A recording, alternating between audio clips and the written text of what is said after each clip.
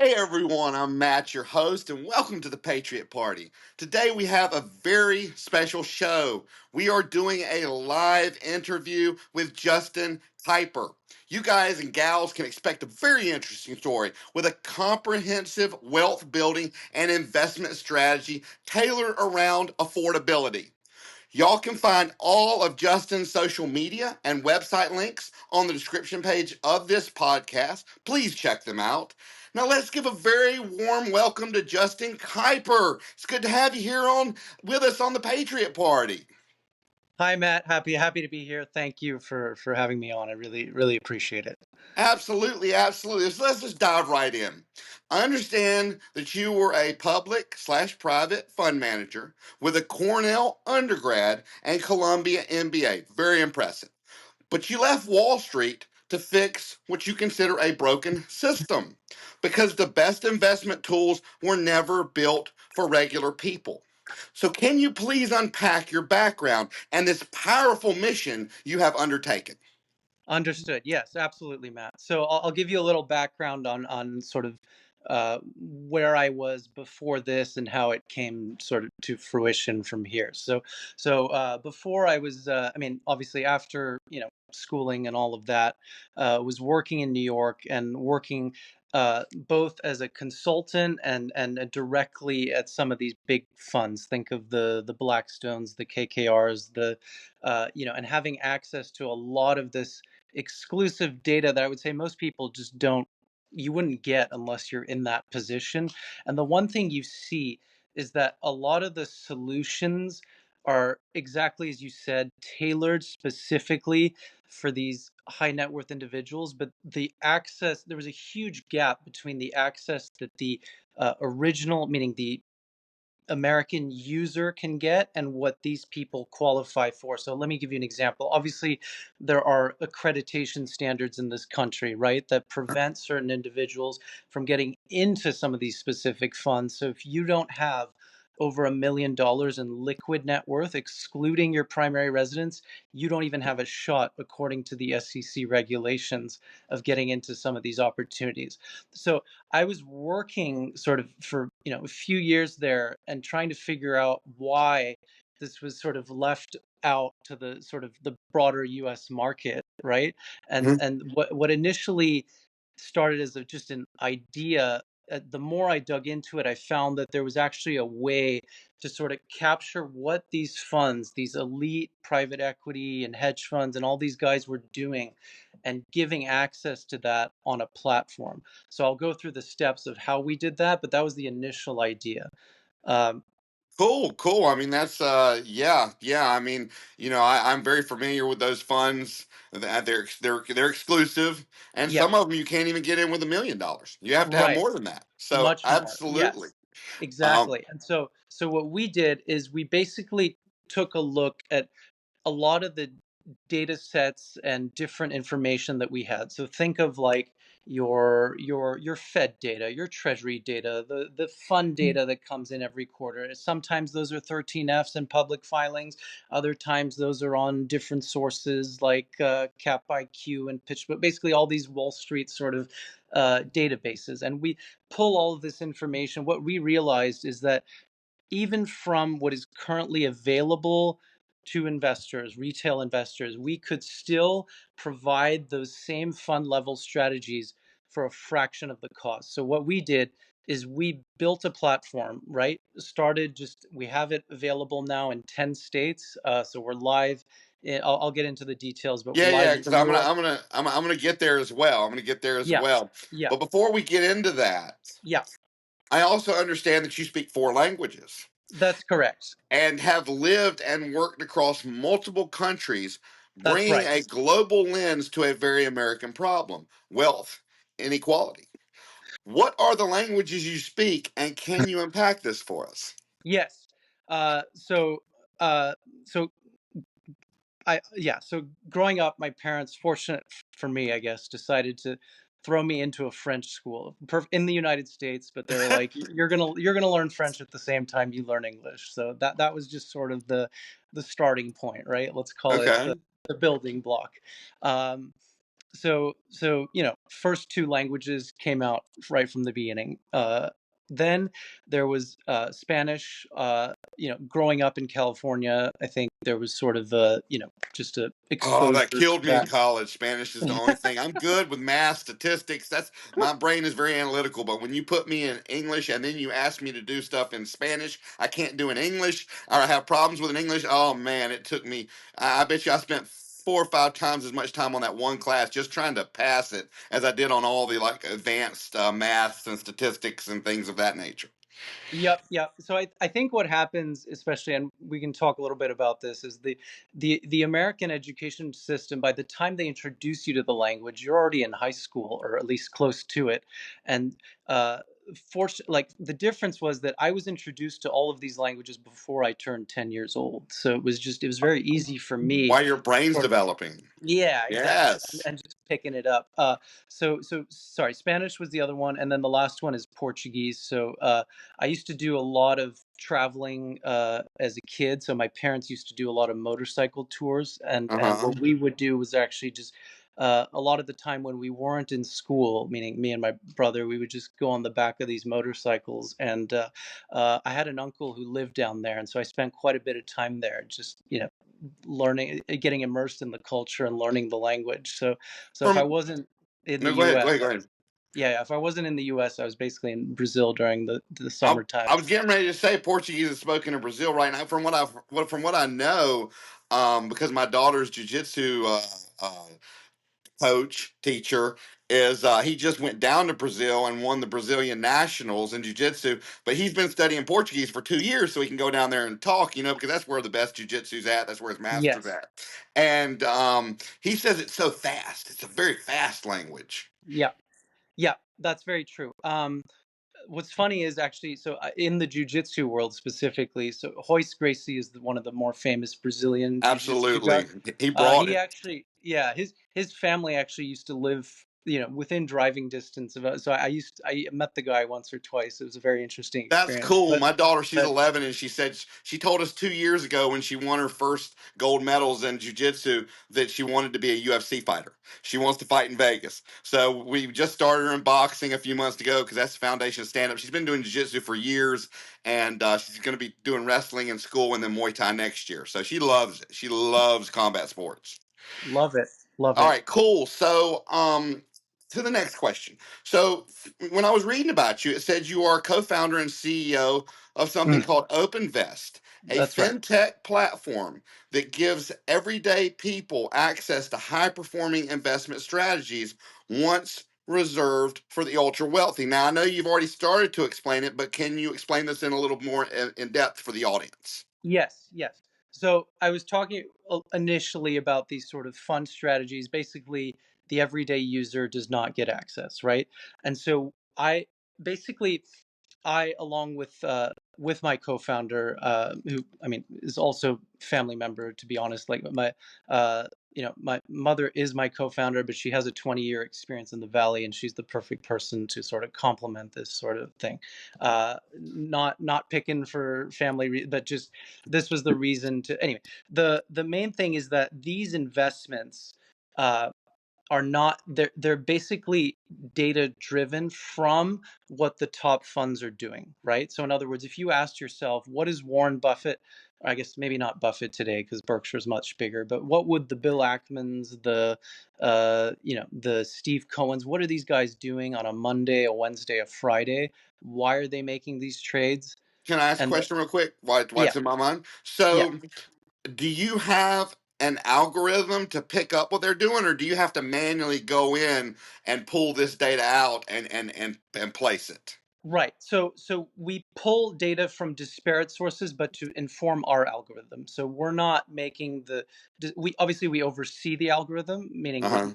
on daily basis, but we're not making the quote unquote sort of manual entries ourselves. So we've built this from scratch, and this is sort of our proprietary knowledge, but it's what we're giving to the people for a fraction of the cost. So typically, as you know, to get into these types of funds, it's not just the amount of money you have; it's also Yes. what they're charging you. It's usually the one and Yes. a half, 2% management fee on top of the performance fee. So the difference here, what we're aiming to disrupt and are currently expanding, is we're giving it to the users on this platform. So anybody can download it on the App Store or the Google Play Store.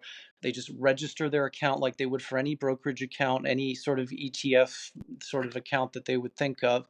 Okay. And then little as $3 a month max. We're not charging more than that. So you can put in 5,000, 10,000, 15,000. We're not charging you more. You can start investing in these filtered strategies that we've given to you that are modeled based on what the top guys are doing. So I've studied investing a little bit, and so I'm going to play devil's advocate here. Yes, I'm gonna ask please you a hard question. go for it. So we may know what these people are investing in, but as you know, if we know when the public knows, that's too late. So Correct. how do we know? Like, how much are we learning this before the public finds out? So the answer is yes, not with any non-material public information, but we're using the combination of the macro data allows us to inform these decisions before the market catches on. So if you take the combination of sort Uh of huh. the public data that's out there and available to everyone the minute it becomes available, and then you include other bits of information coming from the treasury data, the Fed data, specific micro data on specific businesses, among other sources, you're able to pull in a more complete set of information, and you can sort of predict with very, very high levels of accuracy. And again, if you just look on the platform, meaning you can look later or whenever people sign up, you can look at the performance over the last 3, 4, 5 years, what it would have gotten you, and all these strategies except for the one that's income focused, but meaning that's just for people who want higher dividend yield, would have gotten you between 30 and 40% annualized every year. And again, that's 100% going to you, right? Because we're just taking Yeah. $3 a month subscription fee just to support the operating costs of any business. But we're not trying to take money from the user. We're trying to give you the access that was literally nobody's. It seems for, finance has been around for what, 300, 400 years at least. Been around a No, while. yeah, so nobody's sort of tried to figure out how to disrupt that or at least provide that access to more and more individuals. And so that's what we've tried to get down to in essence here. Yeah, I have a my wife's getting ready to she's been in healthcare for a long time, and she's getting ready to graduate with her nurse practitioner's license. And she's got a friend who actually follows Nancy Pelosi's filings. Everything Right. she files, as soon as she files it, she invests in, and she's made a pretty decent return doing that. So in essence, you're kind of doing that, but you're doing that on a much larger scale with like these big hedge funds and stuff. Yes, the only caveat I would give to the platforms that are following the Nancy Pelosi trades is by the time that comes out, so to your prior point about the public information, the price discovery between like what the actual price is and what Nancy Pelosi bought it at, Yeah. sometimes the gap is closed. So I'm sure she'll do okay, but my point is that is you're getting the data 90 days or usually between 60 and 90 days later from when Nancy Pelosi actually affected that trade. So by that Okay. time the information's already been priced in at least to some degree. Now you mentioned, and I didn't see this anywhere, so I'm kind of going off the Yeah, cuff here because you mentioned when you first started talking about all this that you were approved in 10 states. Does that mean that we can only use the app and join it in 10 states right now? currently because we're currently expanding. So we So what are we the just 10 states? yeah, so New York, California, Florida, Texas, Georgia, Michigan, Ohio, Utah, Kansas, and Colorado as of today. Damn it, man. I'm right beside Texas, Louisiana. I was gonna Okay. try you guys out, man. I was All like, right. Well, I wanted to hear what you had to say, and then I was like, well, I yeah, think yeah. I'm gonna try them out and throw a few thousand in there and see what the percentages are before I, go all in. But daggone Absolutely. it. So when are you looking to get in Louisiana? That's what I want to Very know. soon, very, very soon. We just got into, meaning these 10 state. We were originally in three, meaning New York, California, Florida. Started with bigger ones. We just opened up another seven. Uh, I promise you, at least within the next few weeks, we'll be available. If you keep me up to date, Yes. you can contact me. If you keep me up to date, I will keep our listeners up to date because I do interviews and then I have a once a week show that breaks down it breaks down news, it breaks down culture. Like we do every kind of news, and we try to do it, from an unbiased perspective. Everything's deep dive. I mean, if I get a news story, I'm deep diving, finding out what it is, going a little further into it. We also do celebrity news and gossip, sports, new movies, new TV shows. I do a pick of the week out of my collection where I give a movie and description and where you can find it on what I think is good. So we have a wide range. But what I was going to say is if you keep me up to date, I Yeah. can make an announcement, whether it be once a month or twice a month, on what states are now available. Absolutely. Absolutely. I will send that to you. I will keep you updated. This Please do, is because I mean, from what you're telling me, you've at least piqued my curiosity to say, hey, I'm gonna put 500 in there and see what happens, and then if yeah. that goes good, I'll put 5,000 in there, and then I'll kind of progress Exactly. up. So that's Exactly. you piqued my interest. You've definitely piqued my interest. Exactly. So Our goal is to just have users start. Exactly. So just to be clear, there's a $300 minimum, but anybody can start with a few $100. We don't even want you to put your life savings in. We want you to try it out and get oh, comfortable with. absolutely, get your feet wet before you dive in. Yeah, yeah, and we're comfortable with that because we know it works on our side. So we're happy to give people sort of that Well, it'll sell go. itself. Yeah, I exactly. mean, the best Exactly. products sell themselves, and the best Exactly. advertisement is word of mouth. So, Exactly. I mean, I've been a serial entrepreneur for 25 years. This actually started, this whole Patriot Party movement didn't start as a movement. It started as a hobby where I wanted to be able to help people, and it's just grown. But yeah, it's grown into a business of its own. But I have other businesses as well. I love entrepreneur. I mean, I opened up my first brick and mortar as a sophomore, full time sophomore in college, and I'm behind the register, doing homework while I'm ringing stuff up. So I love entrepreneurship. So yeah, Exactly. absolutely. I mean, I love what you guys are doing, or I should say guys and gals, because it's your mom too. So I love what y'all are doing. And I guess I don't even need to go over it. I was going to go over it. It talked about OpenVest offering elite portfolios for $3 a month with as little as 300 to start up, and it said no gimmicks and it allows you to invest like the top 1%. But I don't even need Right. to go over that because you've already done that. Yes.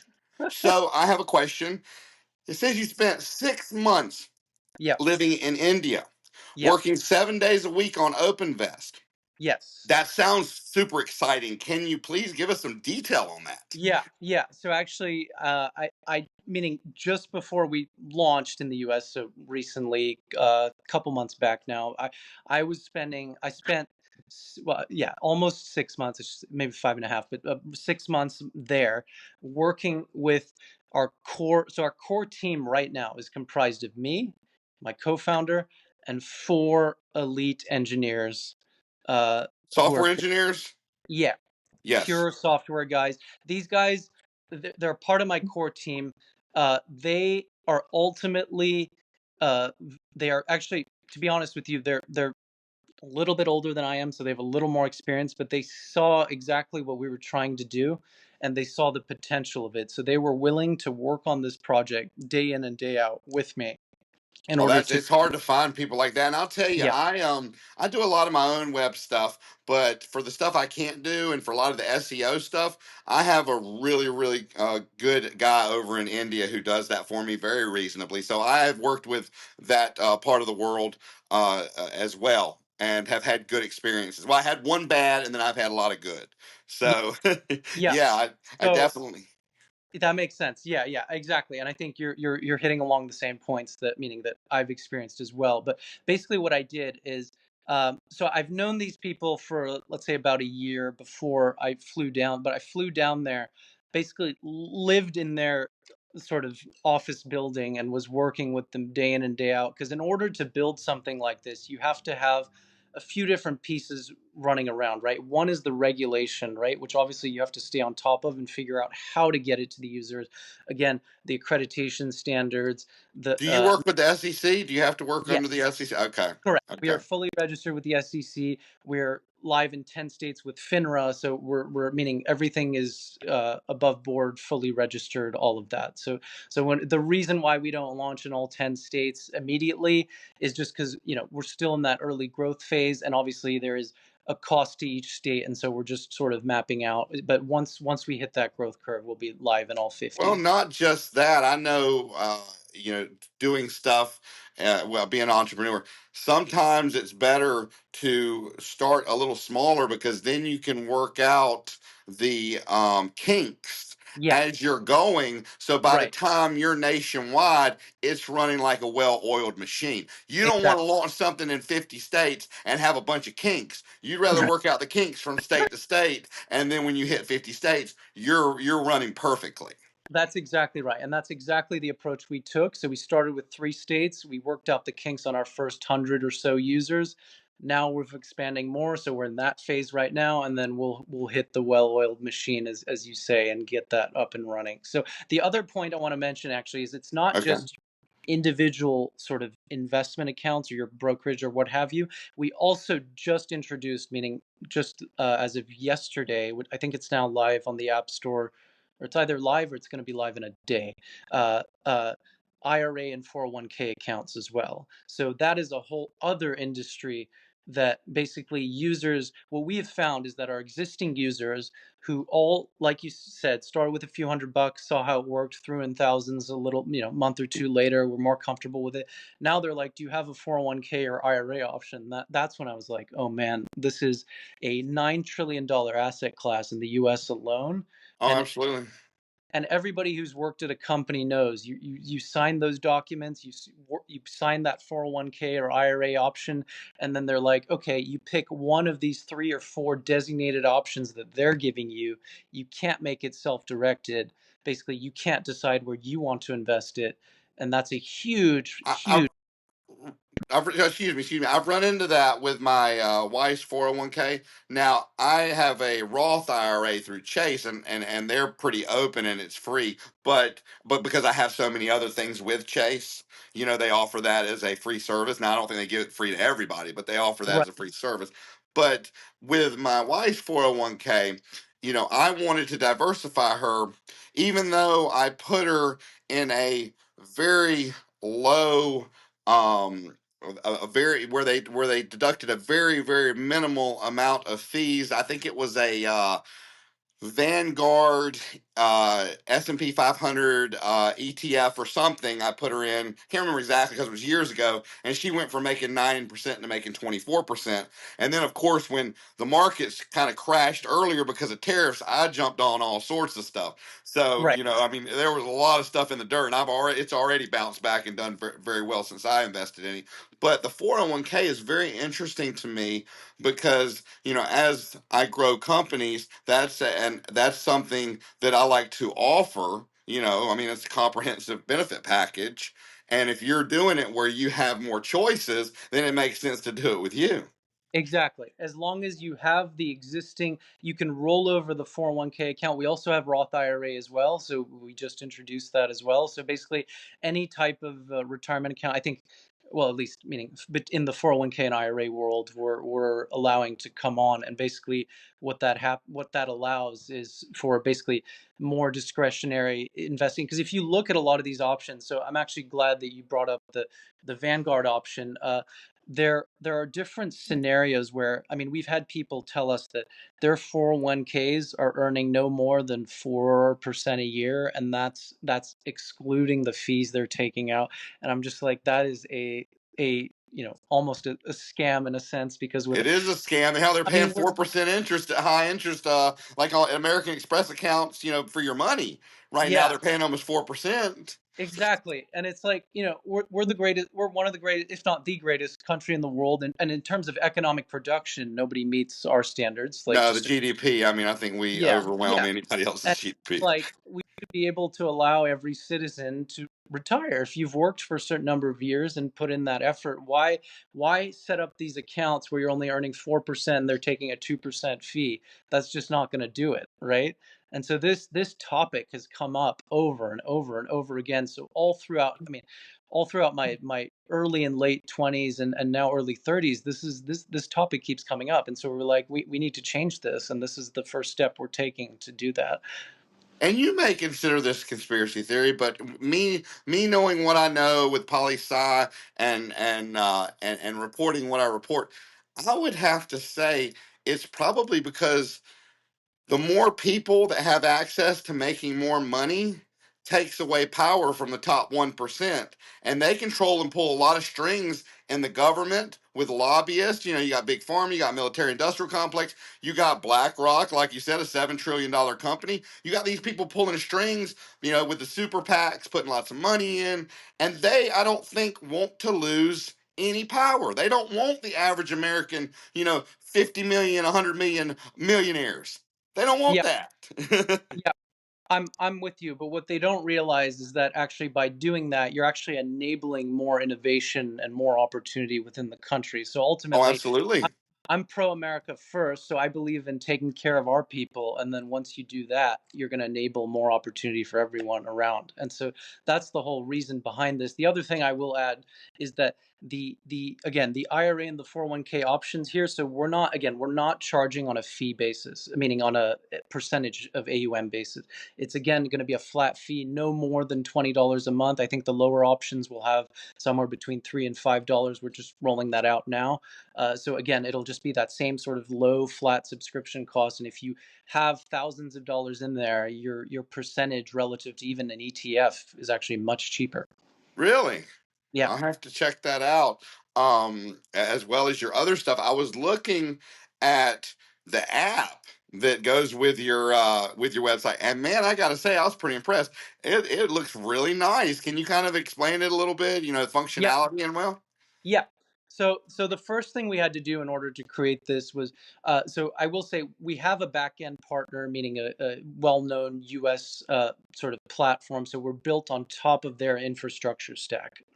So Interactive Brokers is the name of the company. They're about 100 billion market cap, I think, somewhere between 90 and 100 billion today.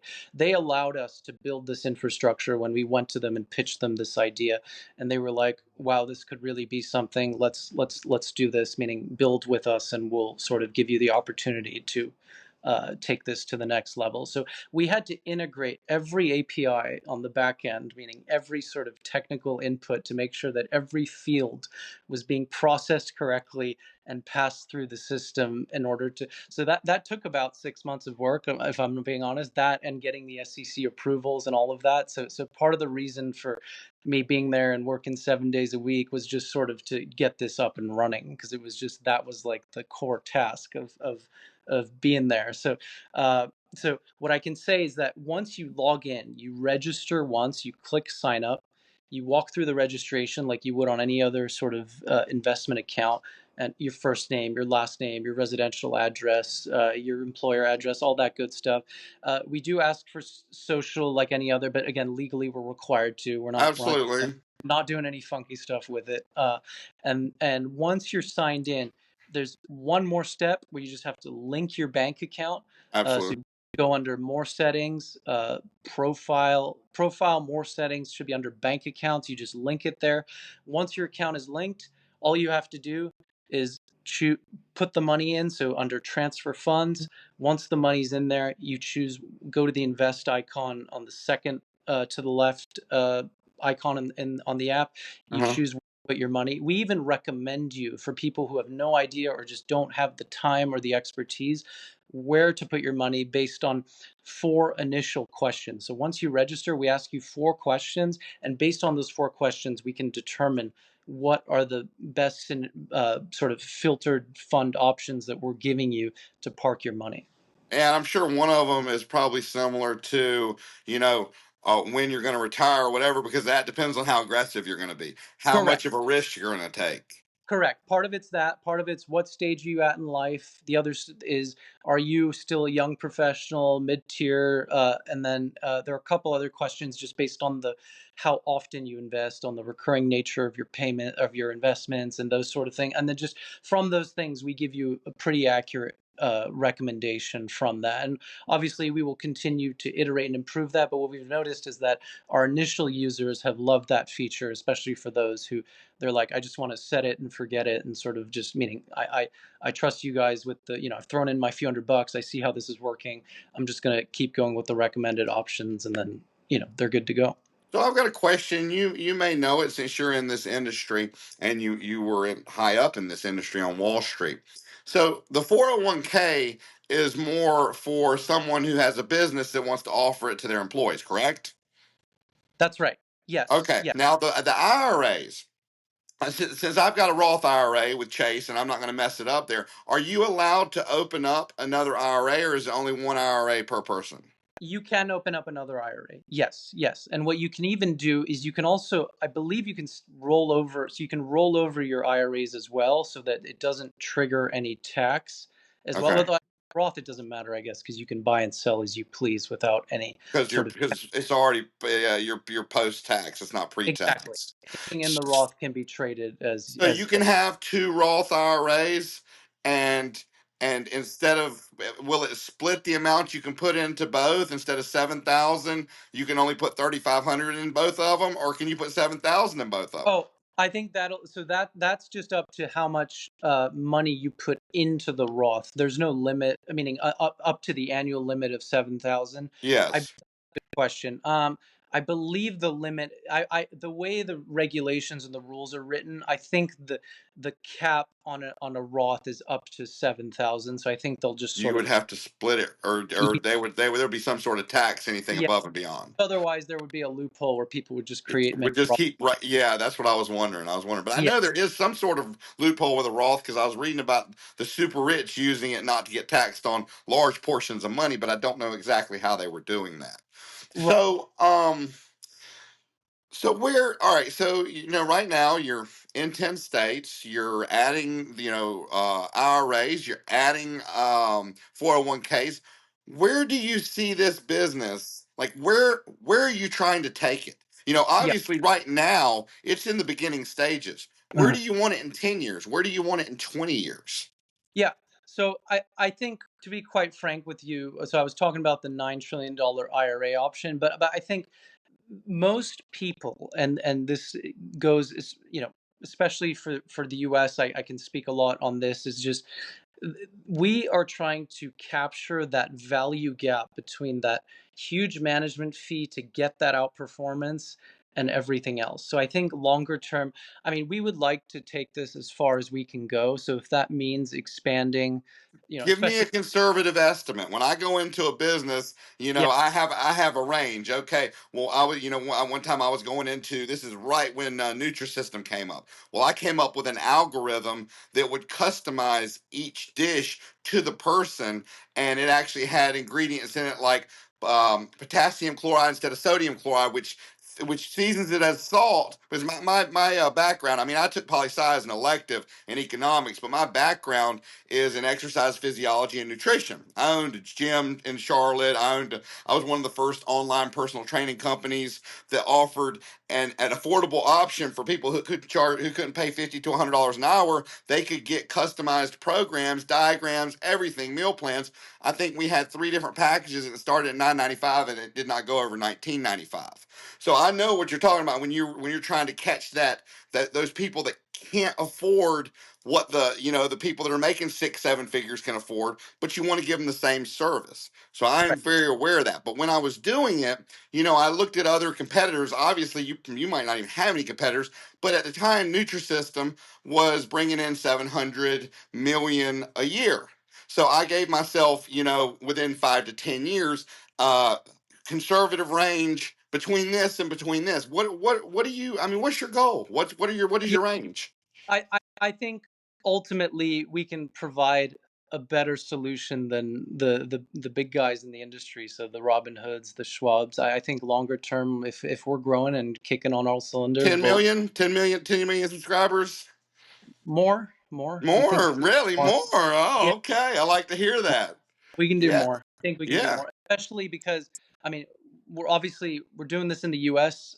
We're also going to be expanding to other countries. Oh But wow, yeah. You might end up with a quarter billion, people. That I but mean, that's but good. ultimately, what we're trying to do is keep this customer centric. And again, we don't want to charge the user if like we're trying to give you the value that ultimately we just think most people deserve. And to be at the end of the day, we do a lot of the back end work, a lot of the financial work and the regulatory work, and obviously staying on top of those things every day is a full time job on its own. But ultimately, when we provide that to the user, what we've seen early on, especially with our first 100 or so users, is that when they see it working for them, they're fully bought in. And so we think this can sort of take a feedback loop from that. Well, you have got to definitely keep me up to date because my best platform is on X. My most successful post to date was 6 million people, which is more than the state that I live in by 1.5 million. So I'm part of a finance group on X that has 250,000 members. So, if you keep me in, with this and I'm able to join it and see this, I'll get it out there. I'll get it out there, and I don't want anything in return. I'll just get it out there because I like to help fellow entrepreneurs. I like to see them grow. It's something, like I said, I started this to help people. So definitely keep me up to date on what's going on because, I'll use my platforms as well to help because, like I said, word of mouth is the best advertisement. Absolutely, absolutely. I think yeah. So I'm telling you, Louisiana's right around the corner for us, and I'll let you know the minute we're live there. I'll give you the Well, first you keep clue. me posted as Yeah, when you get 5 states, hit me up. Because yeah, I have listeners all over the world. yeah, There'll be people that shoot in there from over in Thailand and stuff. So as you get things, especially when you start doing international too, I can push that out there on my podcast. yeah. Hey, I've had great success. I know a lot of people have had great success. Now not only is he in the U.S., but he's in Pacific Asia, wherever it is. Right, You right. know, I will push it out. If it's like what you say, and Yeah, I'm able to go in there and do what you're talking about, which I have no reason to doubt you. yeah. So yeah, absolutely, absolutely. So let me ask you this: if you could leave this audience with Hmm. one piece of advice, what would that be? Ooh. Um, here's what I'll say, and this was a quote that I think something that I think Warren Buffett said this many years ago, but I find this to be so true every time in life that I come back. So it's that the chains of habit are too light to be felt until they're too heavy to be broken. And so what that means is that the decisions you make, especially if you're a younger individual, basically if you're under 40 years old, right? Mhm. The decision you make will compound in your life. Every single one, whether it's you decide who you marry, you decide what account am I opening up, you decide where do I want to work, who do I want to work with. I think at a high level, that is probably the one piece of advice that I could distill to everyone to just take that knowledge into account. Take the fact that when you're making a decision, ask yourself, why am I making this decision and what am I trying to get out of this opportunity or this decision set? You know what I get when you say that. I'm going to say how I'm going to be subjective for a minute Yep. on what that gives to me. One, and it's funny because I was literally talking to my daughter about this on the way home from boxing last time, the other day. I think it was on Wednesday. So one, the smallest things make the biggest differences. You do several small things, and all of a sudden you made a huge difference. But the thing that I really get, and I'm gonna give an analogy to something we're trying to break in her boxing right now. So, uh, the longer that you have a habit, the harder it is to break. Yeah. And if you break it to begin with, it's much easier. So she's been boxing going on 100 days now. She's got something she's doing wrong with her jab. So we're trying to correct it now instead of in a year or two when it's locked in. And that's kind of what I get from what you're saying. And I may be way off basis, but I'm getting, hey, if you see something that needs improvement, do it immediately. Do not wait, because it's going to be harder to do and change the longer you wait. Exactly, exactly, and that goes for both. Exactly, the case you're bringing up, and meaning on the things to correct, and also the things that are working, meaning double down on those things, because if they're working, then you really push for those. And so on both sides of that spectrum, that's exactly right. Absolutely, absolutely. Well, Justin, if you don't mind hanging around in the studio for a minute while I wrap this show up, I'd like to talk to you before you head out. For sure. So, one, I want to thank you so much for joining the Patriot Party. And to all of you out there, stay safe and don't forget to catch us on our Saturday morning show at 10 a.m. Central Standard Time, where truth meets every corner of the news.